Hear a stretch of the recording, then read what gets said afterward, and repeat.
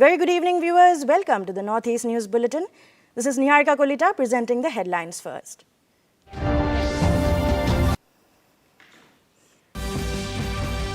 Home Minister Amit Shah terms insurgency in Northeast India as a major challenge of the past.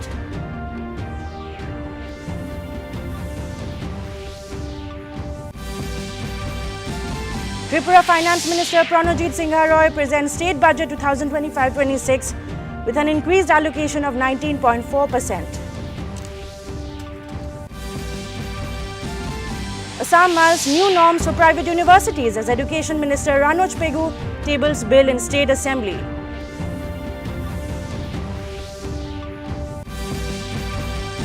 Mizoram Chief Minister Lalduoma calls on elected women representatives to work within the legal framework.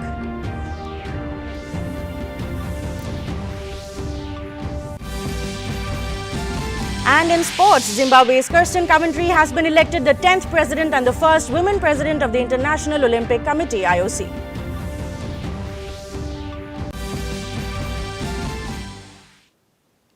In national news first, Home Minister Amit Shah termed insurgency in Northeast as one of the major challenges of the past, which hindered the nation's progress and development. He says the other two were terrorism in Jammu and Kashmir and left-wing extremism. He was replying to a discussion in Rajya Sabha where he stated that in the past 10 years, the government has strengthened the security of the nation through political will and use of technology. He also highlighted the gradual return of peace to the Northeast through various accords and agreements. Northeast का इन तीन समस्याओं का total लगाएं तो लगभग 92,000 इस देश के नागरिक 4 दशक में मारे गए माने और एक तीनों समस्या के संपूर्ण उन्मूलन के लिए एक सुनियोजित प्रयास कभी नहीं हुआ था जो नरेंद्र मोदी जी ने चुनकर आने के बाद। मैं सबसे पहले कश्मीर की बात करूंगा मान्यवर। कश्मीर में हम सब जानते थे कि पड़ोसी देश से आए दिन आतंकवादी घुसते थे, यहां बम धमाके करते थे, हत्याएं करते थे। एक भी त्योहार ऐसा नहीं होता था जो चिंता के बगैर जाता था और केंद्र सरकारों का रवैया लचीला होता था, चुप्पी साध जाते थे, बोलने में डर लगता था, कोई दुविधा भी थी, शायद वोट बैंक का भी डर था। नरेंद्र मोदी जी के आने के बाद आतंकवाद के खिलाफ जीरो टॉलरेंस की नीति प्रधानमंत्री की ने हमारे आने के बाद भी हमले हुए, उरी पर हुआ, पुलवामा पर हुआ।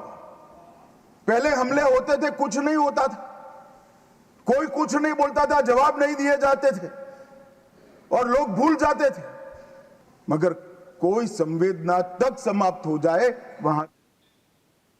The 7-day budget session of Tripura Legislative Assembly began in Agartala today. Finance Minister Pranojit Singh Roy tabled the State Budget 2025-26 of around 32,424 crore rupees, which is an increase of 19.4% in allocation. There has been a substantial hike in fund allocation in the agriculture, education and health sectors. Meanwhile, Chief Minister Dr. Manik Saha has announced a 3% hike in dearness allowance for state government employees and pensioners with effect from the next financial year starting April 2025.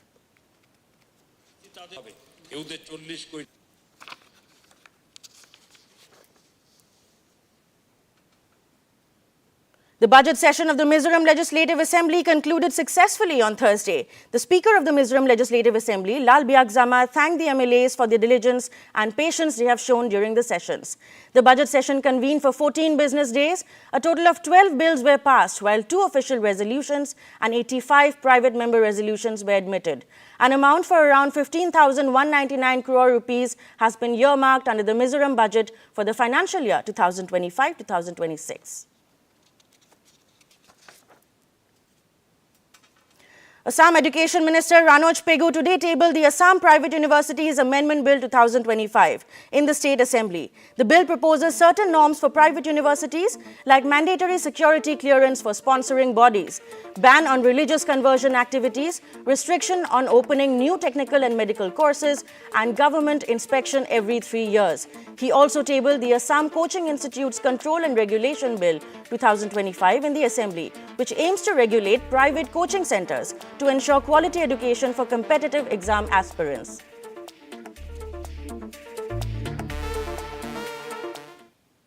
It's time for a very short commercial break. We will be right back. आपके लाडले पर करें स्वास्थ्य की जादूगरी virgin नारियल तेल से। Virgin नारियल तेल बनाता है आपके शिशु की त्वचा को कोमल और मुलायम। वर्जिन नारियल तेल कुदरत का चमत्कारी उपहार ताजा हरे नारियल से निकाला गया। नारियल विकास बोर्ड द्वारा प्रवर्तित। Welcome back. The Assam Cabinet, chaired by its Chief Minister Dr. Himanta Biswa Sarma, from Dibrugarh on Thursday decided to grant permanent resident certificates or PRCs to members of the Moran community residing in Arunachal Pradesh. The decision solves a long-standing problem of the indigenous community, predominantly living in Upper Assam and its adjoining districts in Arunachal Pradesh. The community living in Arunachal Pradesh struggled to get PRC for decades, which has been causing serious hurdles in availing opportunities. जनगोष्ठी का लोग है। अभी तक अरुणाचल सरकार उनको permanent residential certificate नहीं दिया है। जब तक अरुणाचल परमानेंट रेसिडेंशियल सर्टिफिकेट नहीं देगा तब तक असम सरकार उनको परमानेंट रेसिडेंशियल सर्टिफिकेट असम का देने का काम करूंगा। लेकिन हम लोग निरंतर प्रयास करूंगा कि अरुणाचल में भी वो लोगों को पीआरसी मिले। Mizoram Chief Minister Lal Duoma inaugurated a capacity building and leadership training for elected women representatives in Aizawl today. The training was organized by the Mizoram State Legal Services Authority in collaboration with all Mizoram women elected representatives. Speaking on the occasion, the Chief Minister said the leaders of the state and society must work within the legal framework and should be well versed with it. He noted that ignorance of the law can lead to severe consequences. The Arunachal Pradesh government has increased the minimum wages for the contingent employees, casual workers and labourers. The revised wages, effective from 1st April 2025, will provide better financial security and recognition for their invaluable contributions. Additionally, those serving in difficult areas will receive an extra 500 rupees per month as a special allowance. Chief Minister Pema Khandu announced this on social media, terming it as a decision reflecting the government's commitment to fairness, dignity and improved livelihoods for all.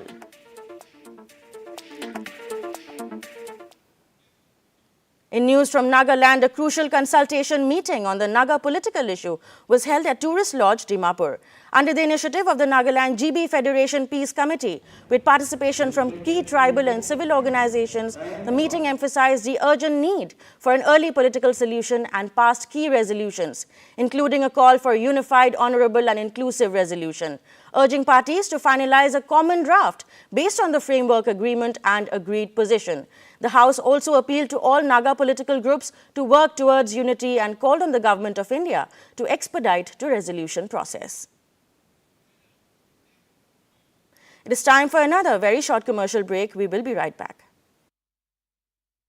Virgin नारियल तेल पीढ़ी दर पीढ़ी का सर्वाधिक चहेता उत्पाद, पौष्टिकत्वों का सबसे बड़ा खजाना, परिशुद्ध, पौष्टिक और कार्यात्मक आहार हर उम्र के लिए, कई प्रकार के रोगों के लिए उत्तम औषधि कुदरत का चमत्कारी उपहार। लौट जाएं नारियल के खूबियों की ओर। नारियल विकास बोर्ड द्वारा प्रवर्तित। Welcome back.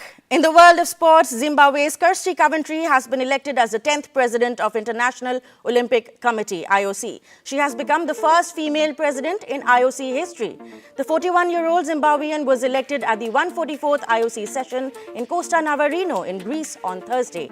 Coventry will succeed the 9th IOC president, Thomas Bach, whose 12-year tenure will officially end after June 23.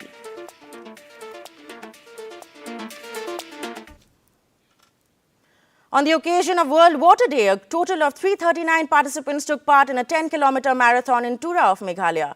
Organized by the Public Health Engineering Department, West Karo Hills, the event highlighted the importance of water conservation and the impact of climate change on glaciers. Runners, including students, athletes, and local residents, participated. Senior officials urged communities to adopt sustainable water management practices to combat climate change.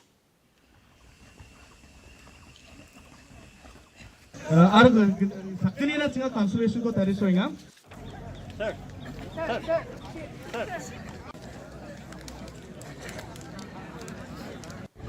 This marathon today we organized, we got many participants. We got around 339 number of people, both young and old people also participated. So it is a good, what's called number, and we are happy about. Meghalaya Chief Minister Conrad Sangma announced that the central government has released the final installment of 85 crore rupees under the umbrella scheme of post-metric scholarship for ST students for the academic session 2023-2024. This final tranche, disbursed today, will benefit 27,327 students. Earlier, the first installment of over 42 crore rupees was released on June 2nd last year, covering 17,364 students, followed by the second installment of 67 crore rupees on November 20th last year, benefiting 32,064 students. The funds are expected to reflect in students' accounts within 1 to 2 days. The Ministry of Youth Affairs and Sports organized the Viksit Bharat Youth Parliament at Eastern Christian College, Dimapur, under the theme One Nation, One Election, paving the way for Viksit Bharat. BJP's national spokesperson, Monlumo Kikon, discussed potential benefits of the One Nation, One Election initiative, including reduced election costs and improved voter participation. 202 participants from 5 districts under Dimapur were screened, with 127 selected for the district-level youth parliament. From these, 10 will advance to the state level and 3 will represent Nagaland nationally. The event encouraged youth engagement in electoral reforms and India's democratic process. To express my present views on the topic One Nation and One Election, as it is seen by... To end the news, the main points once again. Home Minister Amit Shah terms insurgency in Northeast as a major challenge of the past.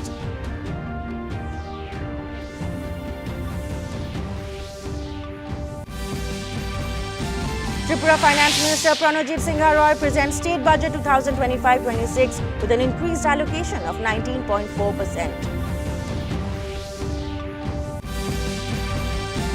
Assam mulls new norms for private universities as Education Minister Ranoj Pegu tables bill in State Assembly.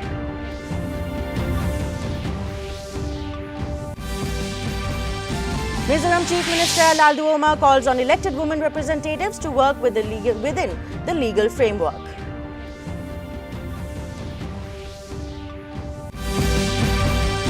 And in sports, Zimbabwe's Kirsty Coventry has been elected the 10th president and the first woman president of the International Olympic Committee, IOC.